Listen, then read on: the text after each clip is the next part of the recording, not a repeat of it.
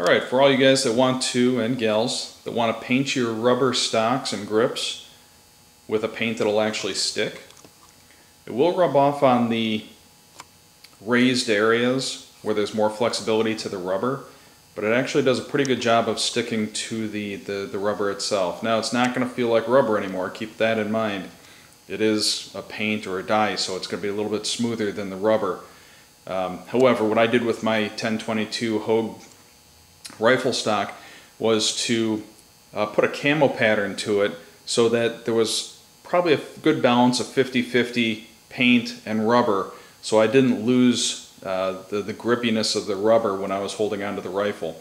So just keep that in mind. You probably don't want to go totally covered if you like the rubber feel of the grip.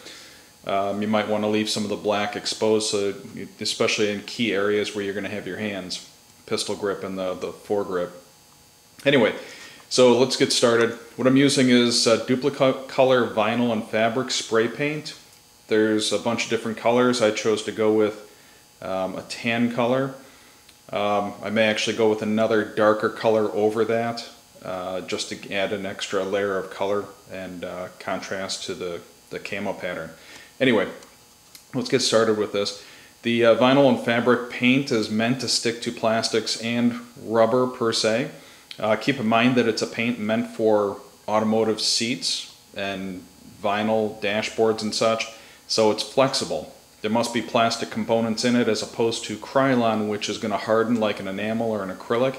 We don't want that. We want something that's going to stay flexible with the grip to a certain extent so it adheres. Now, part of the problem is I did try this once before. The first time around I sprayed the grip, let it dry thoroughly, and then as soon as I started touching it, the paint peeled off. There's a trick to this. I'm going to show you on this grip. It's a pistol grip. It's an old grip I don't use I think it was for a 44 mag Smith & Wesson.